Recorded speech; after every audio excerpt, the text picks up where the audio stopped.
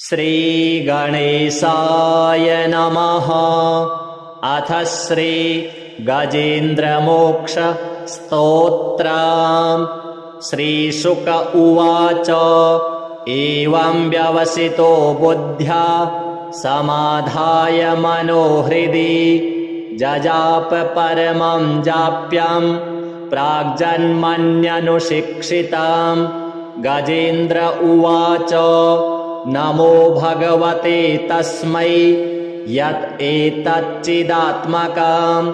पुरुषायादिबीजाय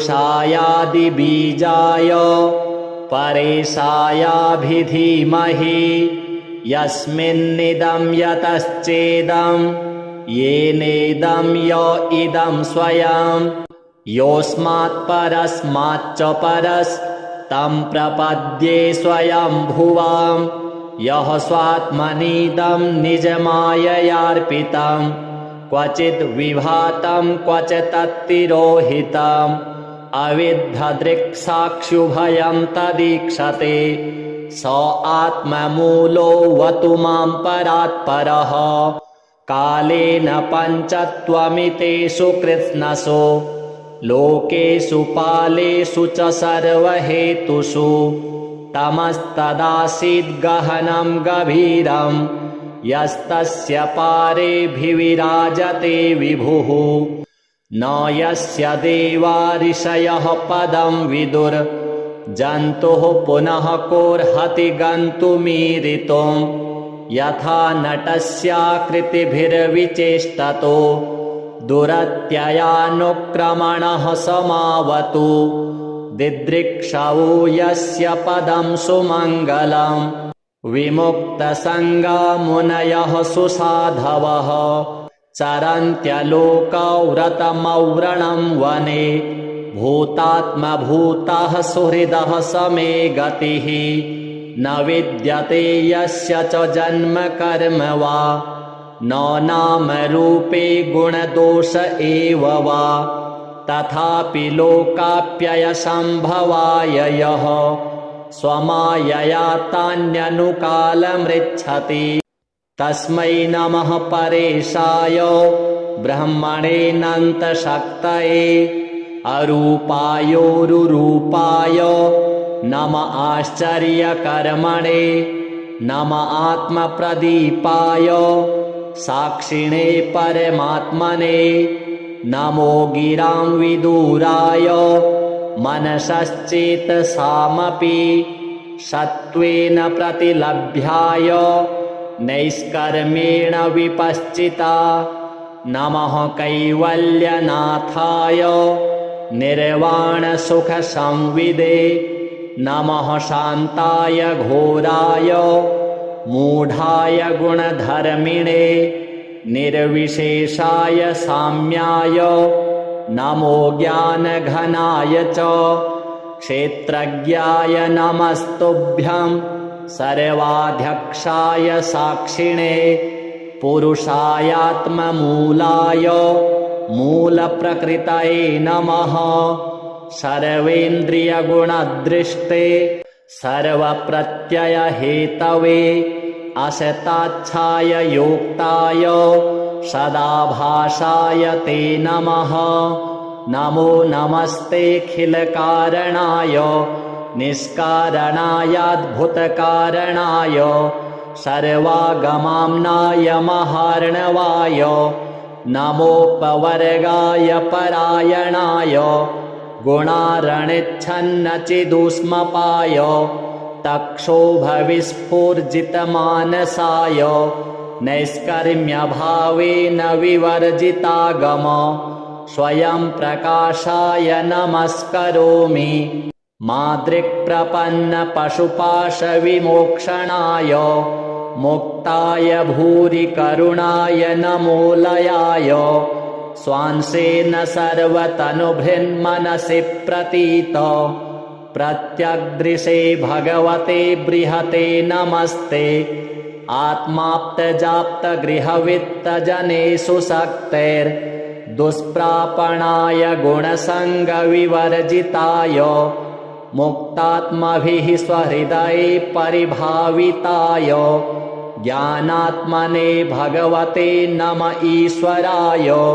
यं धर्मकामार्थविमुक्तिकामा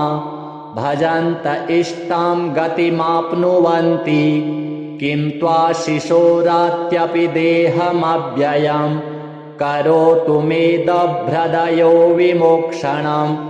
एकान्तिनो यस्य न कञ्चनार्थं वाञ्छन्ति ये वै भगवत्प्रपन्नाः। अत्यद्भुतं तच्चरितं सुमङ्गलं गायन्त आनन्दसमुद्रमग्नाः। तमक्षरं ब्रह्म परं परेशमव्यक्तमाध्यात्मिकयोगगम्यम्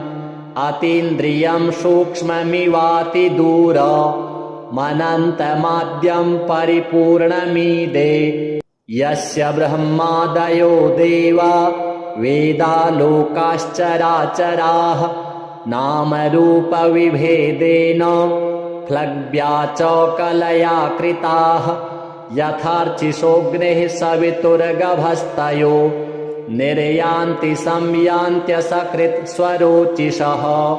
तथा यतोऽयं गुणसम्प्रवाहो बुद्धिर्मनः खानि शरीरसर्गाः। स वै न देवासुरमर्त्यतिर्यं न स्त्री न षड्डो न पुमान्न जन्तुः। नायं गुणः कर्म न सन्न चासन् निषेधशेषो जयतादशेषः। जिजीविषेनाहमिहामुया किम् अन्तर्बहिश्चावृतये भयोन्या। इच्छामि कालेन न यस्य विप्लवस्तस्यात्मलोकावरणस्य मोक्षम्। सोऽहं विश्वसृजं विश्वम् अविश्वं विश्ववेदसं। विश्वात्मानमजं ब्रह्म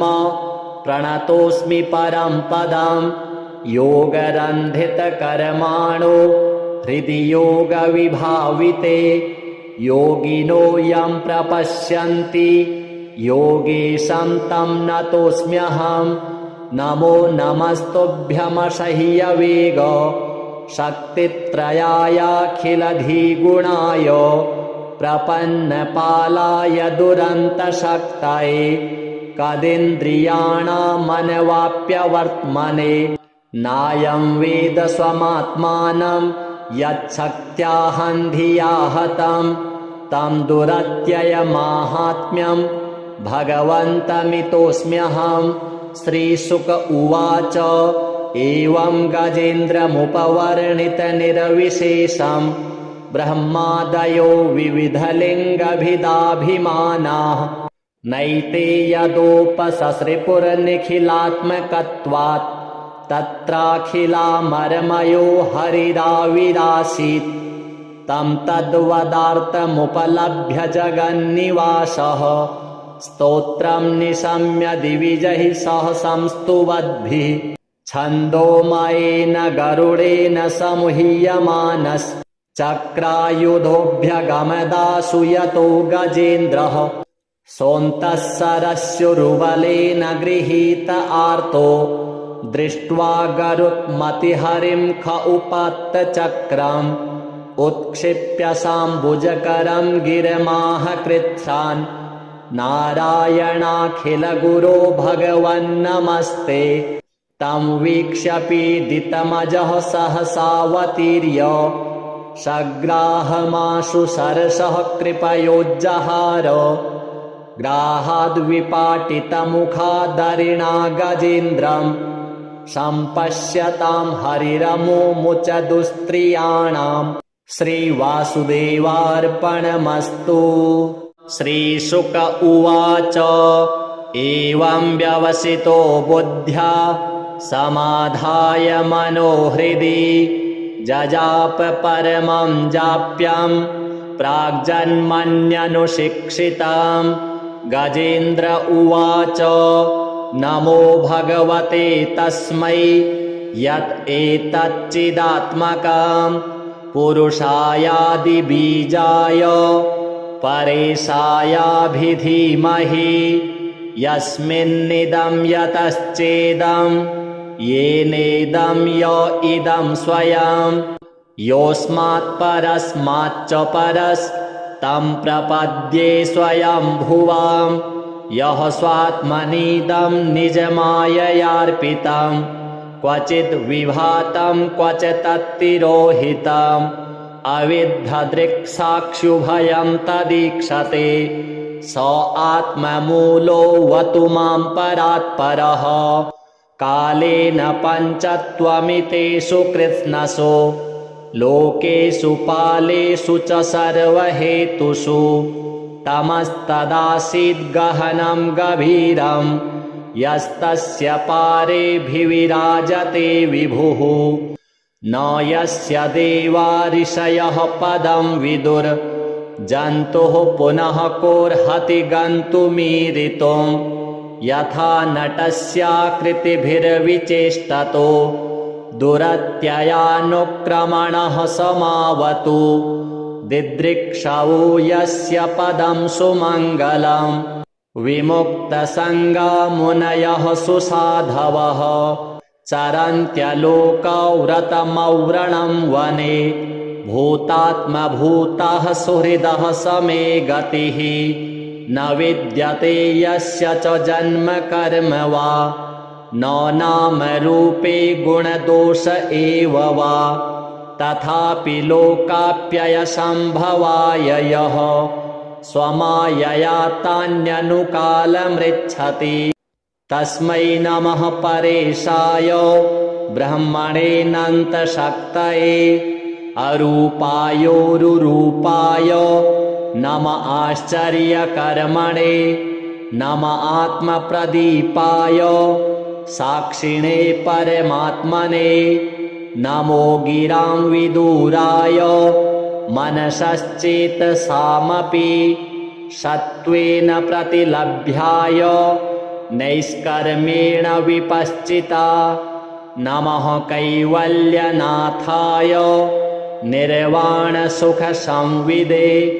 नमः शान्ताय घोराय मूढाय गुणधर्मिणे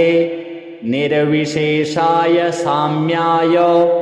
नमो ज्ञानघनाय च क्षेत्रज्ञाय नमस्तुभ्यं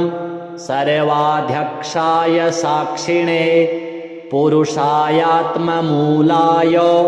मूलप्रकृतये नमः सर्वेन्द्रियगुणदृष्टे सर्वप्रत्ययहेतवे असताच्छाय योक्ताय सदाभासाय ते नमः नमो नमस्तेऽखिलकारणाय निष्कारणायाद्भुतकारणाय सर्वागमाम्नाय महार्णवाय नमोपवर्गाय परायणाय गुणारणिच्छन्नचिदुष्मपाय तक्षोभविस्फूर्जितमानसाय नैष्कर्म्यभावेन विवर्जितागम स्वयं प्रकाशाय नमस्करोमि मादृक्प्रपन्नपशुपाशविमोक्षणाय मुक्ताय भूरि करुणाय नमोलयाय स्वांसेन सर्वतनुभृन्मनसि प्रतीत प्रत्यग्दृशे भगवते बृहते नमस्ते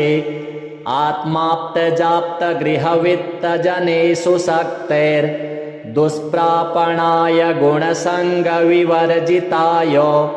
मुक्तात्मभिः स्वहृदये परिभाविताय ज्ञानात्मने भगवते नम ईश्वराय यं धर्मकामार्थविमुक्तिकामा भजन्त इष्टां गतिमाप्नुवन्ति किं त्वाशिशोरात्यपि देहमव्ययं करोतु मेदभ्रदयो विमोक्षणम् एकान्तिनो यस्य न कञ्चनार्थं वाञ्छन्ति ये वै भगवत्प्रपन्नाः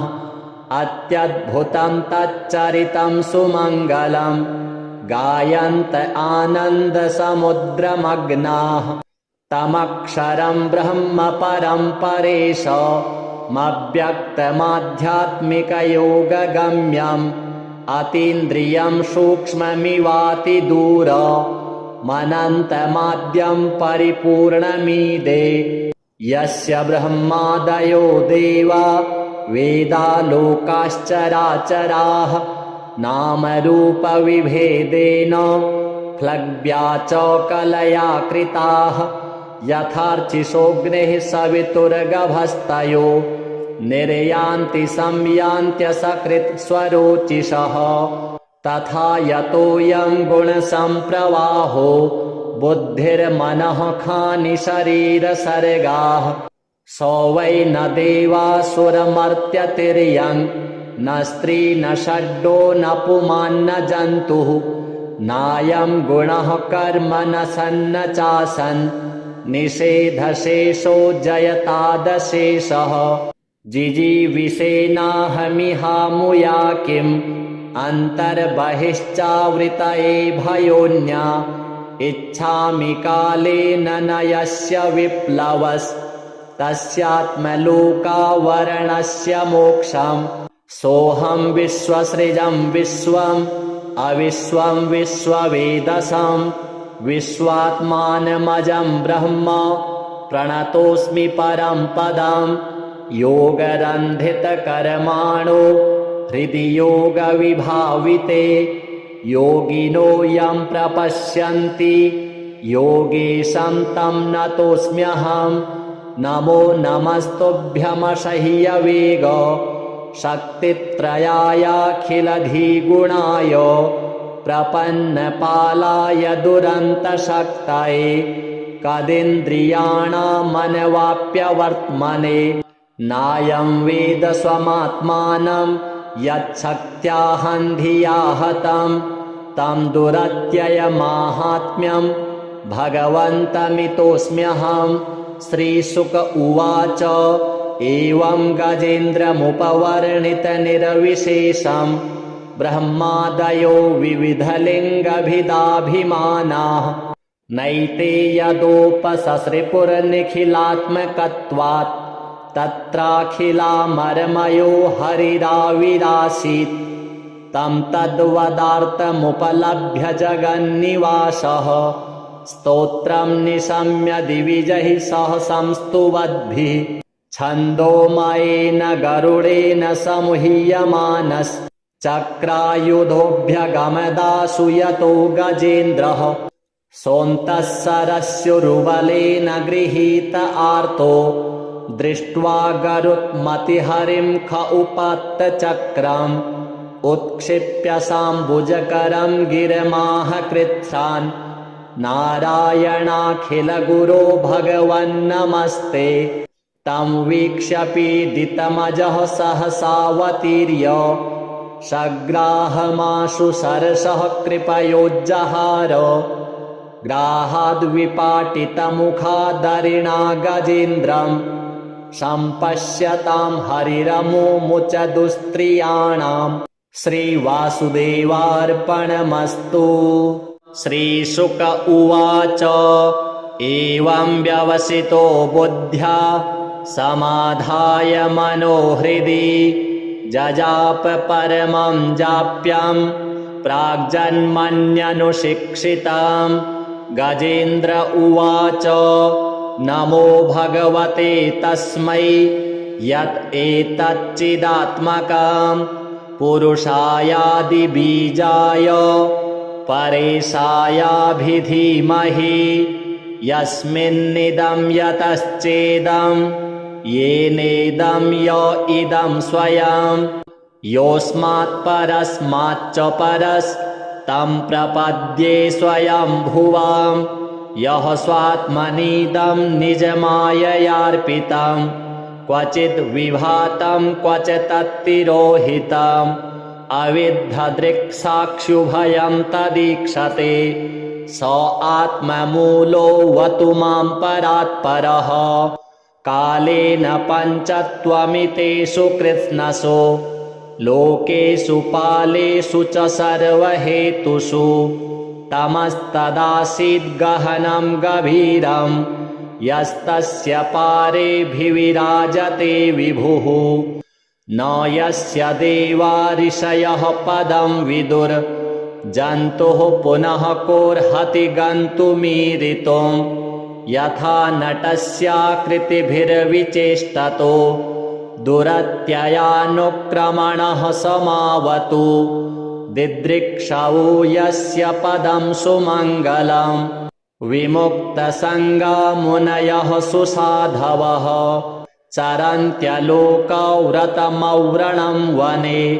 भूतात्मभूतः सुहृदः समे गतिः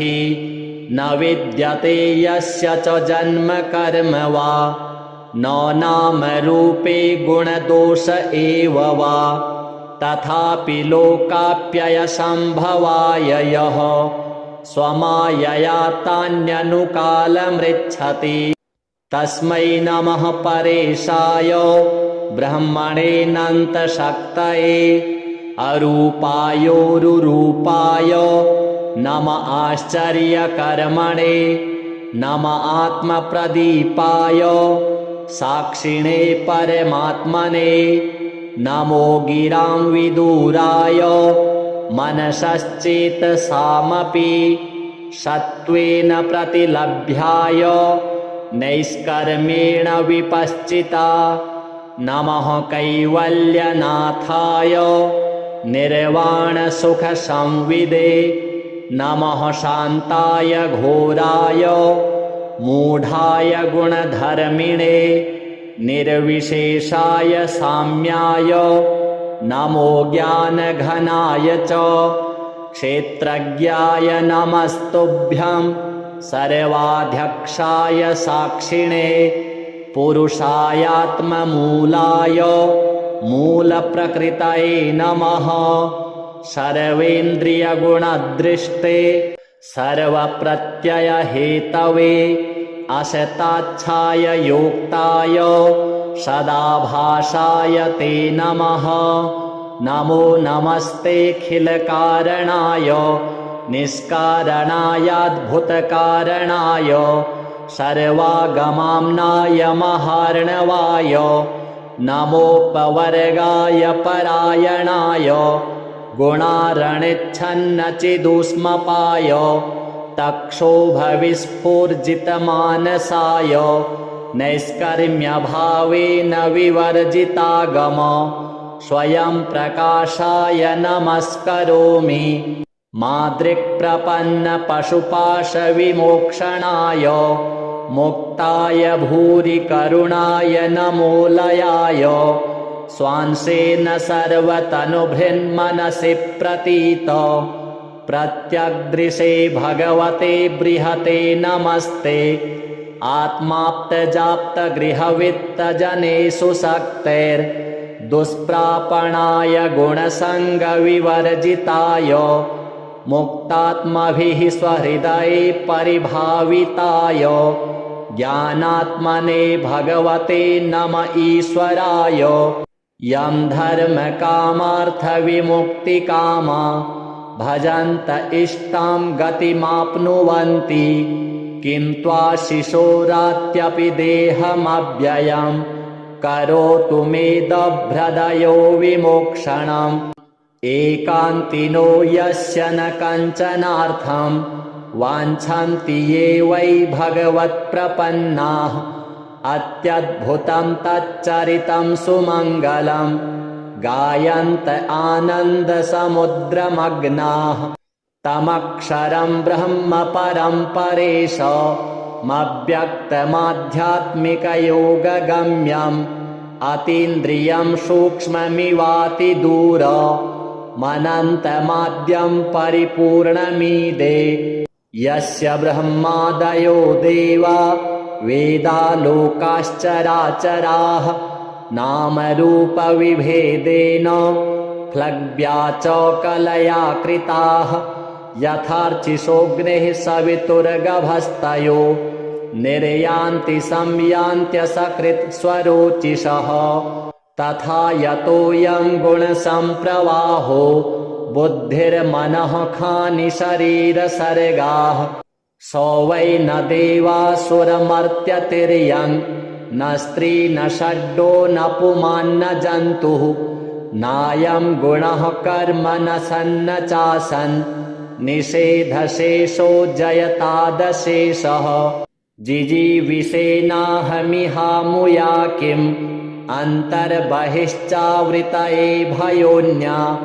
इच्छामि कालेन न यस्य विप्लवस्तस्यात्मलोकावरणस्य मोक्षम्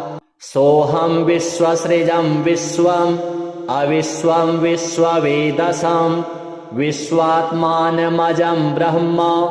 प्रणतोऽस्मि परं पदं योगरन्धितकर्माणो हृदि योगविभाविते योगिनो यं प्रपश्यन्ति योगेशं तं नतोऽस्म्यहं नमो नमस्तुभ्यमसह्यवेग शक्तित्रयायाखिलधिगुणाय प्रपन्नपालाय दुरन्तशक्तये कदिन्द्रियाणामनवाप्यवर्त्मने नायं वेद स्वमात्मानं यच्छक्त्याहं धिया हतं तं दुरत्ययमाहात्म्यं भगवन्तमितोऽस्म्यहं। श्रीशुक उवाच एवं गजेन्द्रमुपवर्णितनिरविशेषं ब्रह्मादयो विविधलिङ्गभिदाभिमानाः नैते यदोपससृपुर्निखिलात्मकत्वात् तत्राखिलामरमयो हरिराविरासीत् तं तद्वदार्थमुपलभ्य जगन्निवासः स्तोत्रं निशम्य दिविजैः सह संस्तुवद्भिः छन्दोमयेन गरुडेन समुह्यमानश्चक्रायुधोऽभ्यगमदाशु यतो गजेन्द्रः सोऽन्तः सरस्युरुबलेन गृहीत आर्तो दृष्ट्वा गरुत्मतिहरिं ख उपात्तचक्रम् उत्क्षिप्य साम्बुजकरं गिरमाह कृच्छ्रान् नारायणाखिलगुरो भगवन्नमस्ते तं वीक्ष्य पीडितमजः सहसावतीर्य सग्राहमाशु सरसः कृपयोज्जहार ग्राहाद्विपाटितमुखादरिणा गजेन्द्रं सम्पश्यतां हरिरमुमुच दुस्त्रियाणां श्रीवासुदेवार्पणमस्तु। श्रीशुक उवाच एवं व्यवसितो बुद्ध्या समाधाय मनोहृदि जजाप परमं जाप्यं प्राग्जन्मन्यनुशिक्षितं गजेन्द्र उवाच नमो भगवते तस्मै यत् एतच्चिदात्मकं पुरुषायादिबीजाय परेशायाभिधीमहि यस्मिन्निदं यतश्चेदं येनेदं य इदं स्वयं योऽस्मात् परस्माच्च परस्तं प्रपद्ये स्वयंभुवं यः स्वात्मनीदं निजमाययार्पितं क्वचिद् विभातं क्वचित्तिरोहितम् अविद्धदृक्साक्षुभयं तदीक्षते स आत्ममूलोऽवतु मां परात्परः कालेन पञ्चत्वमितेषु कृत्स्नसु लोकेषु पालेषु च सर्वहेतुषु तमस्तदासीद्गहनं गभीरं यस्तस्य पारेऽभिविराजते विभुः न यस्य देवा ऋषयः पदं विदुर् जन्तुः पुनः कोऽर्हति गन्तुमीरितुं यथा नटस्याकृतिभिर्विचेष्टतो दुरत्ययानुक्रमणः समावतु दिदृक्षवो यस्य पदं सुमङ्गलं विमुक्तसङ्गा मुनयः सुसाधवः चरन्त्यलोकव्रतमव्रणं वने भूतात्मभूताः सुहृदः समे गतिः न विद्यते यस्य च जन्म कर्म वा न नाम रूपे गुणदोष एव वा तथापि लोकाप्ययसम्भवाय यः स्वमायया तान्यनुकालमृच्छति। तस्मै नमः परेशाय ब्रह्मणेऽनन्तशक्तये अरूपायोरुरूपाय नम आश्चर्यकर्मणे नम आत्मप्रदीपाय साक्षिणे परमात्मने नमो गिरां विदुराय मनसश्चेतसामपि सत्त्वेन प्रतिलभ्याय नैष्कर्म्येण विपश्चिता नमः कैवल्यनाथाय निर्वाणसुखसंविदे नमः शान्ताय घोराय मूढाय गुणधर्मिणे निर्विशेषाय साम्याय नमो ज्ञानघनाय च क्षेत्रज्ञाय नमस्तुभ्यं सर्वाध्यक्षाय साक्षिणे पुरुषायात्ममूलाय मूलप्रकृतये नमः सर्वेन्द्रियगुणदृष्टे सर्वप्रत्ययहेतवे असताच्छाय योक्ताय सदाभासाय ते नमः नमो नमस्तेऽखिलकारणाय निष्कारणायाद्भुतकारणाय सर्वागमाम्नाय महार्णवाय नमोपवर्गाय परायणाय गुणारणिच्छन्नचिदुष्मपाय तक्षोभविस्फूर्जितमानसाय नैष्कर्म्यभावेन विवर्जितागम स्वयं प्रकाशाय नमस्करोमि मादृक्प्रपन्नपशुपाशविमोक्षणाय मुक्ताय भूरि करुणाय नमोलयाय स्वांसेन सर्वतनुभृन्मनसि प्रतीत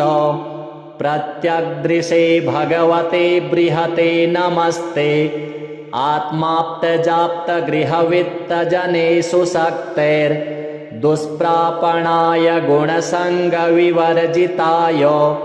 मुक्तात्मभिः स्वहृदये परिभाविताय ज्ञानात्मने भगवते नम ईश्वराय यं धर्मकामार्थविमुक्तिकामा भजन्त इष्टां गतिमाप्नुवन्ति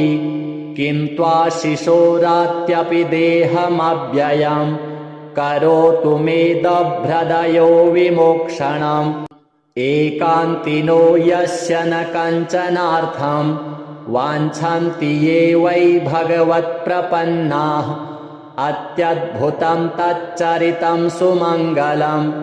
गायन्त आनन्दसमुद्रमग्नाः तमक्षरं ब्रह्म परं परेशमव्यक्तमाध्यात्मिकयोगगम्यम् अतीन्द्रियं सूक्ष्ममिवातिदूर मनन्तमाद्यं परिपूर्णमीदे यस्य ब्रह्मादयो देवा वेदालोकाश्चराचराः नामरूपविभेदेन फ्लग्व्या च कलया कृताः यथार्चिषोऽग्निः सवितुर्गभस्तयो निर्यान्ति संयान्त्यसकृत् स्वरोचिषः तथा यतोऽयं गुणसम्प्रवाहो बुद्धिर्मनः खानि शरीरसर्गाः स वै न देवासुरमर्त्यतिर्यं न स्त्री न षड्डो न पुमान्न जन्तुः नायं गुणः कर्म न सन्न चासन् निषेधशेषो जयतादशेषः जिजीविषेनाहमिहामुया किम् अन्तर्बहिश्चावृतये भयोन्या इच्छामि कालेन न यस्य विप्लवस्तस्यात्मलोकावरणस्य मोक्षं सोऽहं विश्वसृजं विश्वम् अविश्वं विश्ववेदसं विश्वात्मानमजं ब्रह्म प्रणतोऽस्मि परं पदं योगरन्धितकर्माणो हृदि योगविभाविते योगिनो यं प्रपश्यन्ति योगेशं तं नतोऽस्म्यहं नमो नमस्तुभ्यमशह्यवेग शक्तित्रयायाखिलधिगुणाय प्रपन्नपालाय दुरन्तशक्तये कदिन्द्रियाणामनवाप्यवर्त्मने नायं वेद स्वमात्मानं यच्छक्त्याहं धिया हतं तं दुरत्ययमाहात्म्यं भगवन्तमितोऽस्म्यहं। श्रीशुक उवाच एवं गजेन्द्रमुपवर्णितनिर्विशेषं ब्रह्मादयो विविधलिङ्गभिदाभिमानाः नैते यदोपससृपुर्निखिलात्मकत्वात् तत्राखिलामरमयो हरिराविरासीत् तं तद्वदार्थमुपलभ्य जगन्निवासः स्तोत्रं निशम्य दिविजैः सह संस्तुवद्भिः छन्दोमयेन गरुडेन समुह्यमानश्चक्रायुधोऽभ्यगमदासु यतो गजेन्द्रः सोऽन्तः सरस्युरुबलेन गृहीत आर्तो दृष्ट्वा गरुत्मतिहरिं ख उपात्तचक्रम् उत्क्षिप्य साम्बुजकरं गिरमाह कृत्स्नान् नारायणाखिलगुरो भगवन्नमस्ते तं वीक्ष्य पीडितमजः सहसावतीर्य सग्राहमाशु सरसः कृपयोज्जहार ग्राहाद्विपाटितमुखादरिणा गजेन्द्रं सम्पश्यतां हरिरमुमुच दुस्त्रियाणां श्रीवासुदेवार्पणमस्तु। श्रीशुक उवाच एवं व्यवसितो बुद्ध्या समाधाय मनोहृदि जजाप परमं जाप्यं प्राग्जन्मन्यनुशिक्षितं। गजेन्द्र उवाच नमो भगवते तस्मै यत् एतच्चिदात्मकं पुरुषायादिबीजाय परेशायाभिधीमहि यस्मिन्निदं यतश्चेदं येनेदं य इदं स्वयं योऽस्मात् परस्माच्च परस्तं प्रपद्ये स्वयंभुवं यः स्वात्मनीदं निजमाययार्पितं क्वचिद् विभातं क्वचित्तिरोहितम् अविद्धदृक्साक्षुभयं तदीक्षते स आत्ममूलो वतु मां परात्परः कालेन पञ्चत्वमितेषु कृत्स्नसु लोकेषु पालेषु च सर्वहेतुषु तमस्तदासीद्गहनं गभीरं यस्तस्य पारेऽभिविराजते विभुः न यस्य देवा ऋषयः पदं विदुर् जन्तुः पुनः कोऽर्हति गन्तुमीरितुं यथा नटस्याकृतिभिर्विचेष्टतो दुरत्ययानुक्रमणः समावतु दिदृक्षवो यस्य पदं सुमङ्गलं विमुक्तसङ्गा मुनयः सुसाधवः चरन्त्यलोकव्रतमव्रणं वने भूतात्मभूताः सुहृदः समे गतिः न विद्यते यस्य च जन्म कर्म वा न नाम रूपे गुणदोष एव वा तथापि लोकाप्ययसम्भवाय यः स्वमायया तान्यनुकालमृच्छति तस्मै नमः परेशाय ब्रह्मणेऽनन्तशक्तये अरूपायोरुरूपाय नम आश्चर्यकर्मणे नम आत्मप्रदीपाय साक्षिणे परमात्मने नमो गिरां विदुराय मनसश्चेतसामपि सत्त्वेन प्रतिलभ्याय नैष्कर्मेण विपश्चिता नमः कैवल्यनाथाय निर्वाणसुखसंविदे नमः शान्ताय घोराय मूढाय गुणधर्मिणे निर्विशेषाय साम्याय नमो ज्ञानघनाय च क्षेत्रज्ञाय नमस्तुभ्यं सर्वाध्यक्षाय साक्षिणे पुरुषायात्ममूलाय मूलप्रकृतये नमः सर्वेन्द्रियगुणदृष्टे सर्वप्रत्ययहेतवे असताच्छाय योक्ताय सदाभासाय ते नमः नमो नमस्तेऽखिलकारणाय निष्कारणायाद्भुतकारणाय सर्वागमाम्नाय महार्णवाय नमोपवर्गाय परायणाय गुणारणिच्छन्नचिदुष्मपाय तक्षोभविस्फूर्जितमानसाय नैष्कर्म्यभावेन विवर्जितागम स्वयं प्रकाशाय नमस्करोमि मादृक्प्रपन्नपशुपाशविमोक्षणाय मुक्ताय भूरि करुणाय नमोलयाय स्वांसेन सर्वतनुभृन्मनसि प्रतीत प्रत्यग्दृशे भगवते बृहते नमस्ते आत्माप्तजाप्तगृहवित्तजनेषु शक्तेर्दुष्प्रापणाय गुणसङ्गविवर्जिताय मुक्तात्मभिः स्वहृदये परिभाविताय ज्ञानात्मने भगवते नम ईश्वराय यं धर्मकामार्थविमुक्तिकामा भजन्त इष्टां गतिमाप्नुवन्ति किं त्वाशिशोरात्यपि देहमव्ययं करोतु मेदभ्रदयो विमोक्षणम् एकान्तिनो यस्य न कञ्चनार्थं वाञ्छन्ति ये वै भगवत्प्रपन्नाः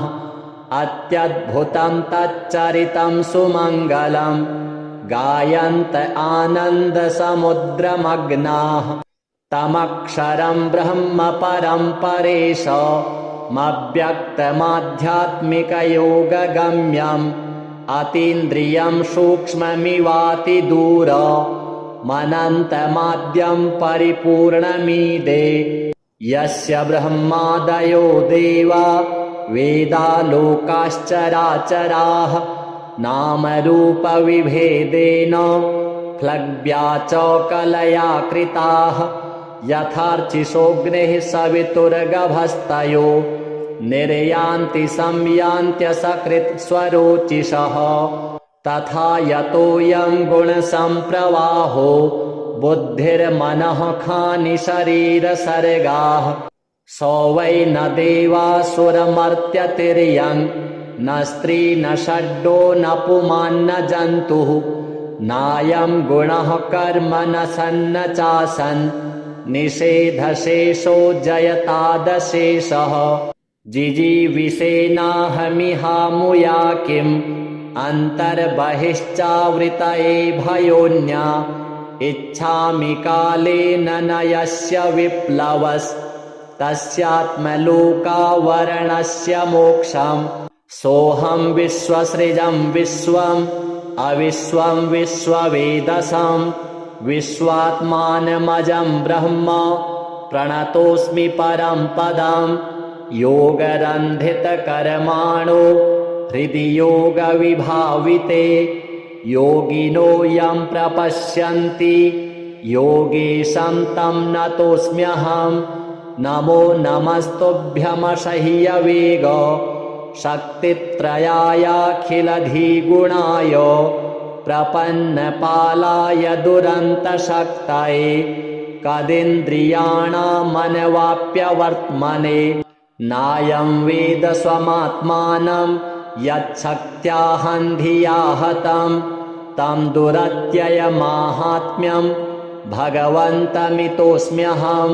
श्रीशुक उवाच एवं गजेन्द्रमुपवर्णितनिरविशेषं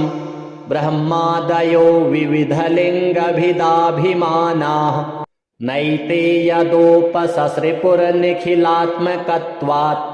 तत्राखिलामरमयो हरिराविरासीत् तं तद्वदार्थमुपलभ्य जगन्निवासः स्तोत्रं निशम्य दिविजैः सह संस्तुवद्भिः छन्दोमयेन गरुडेन समुह्यमानश्चक्रायुधोऽभ्यगमदाशु यतो गजेन्द्रः सोऽन्तः सरस्युरुबलेन गृहीत आर्तो दृष्ट्वा गरुत्मतिहरिं ख उपात्तचक्रम् उत्क्षिप्य साम्बुजकरं गिरमाह कृच्छ्रान् नारायणाखिलगुरो भगवन्नमस्ते तं वीक्ष्य पीडितमजः सहसावतीर्य सग्राहमाशु सरसः कृपयोज्जहार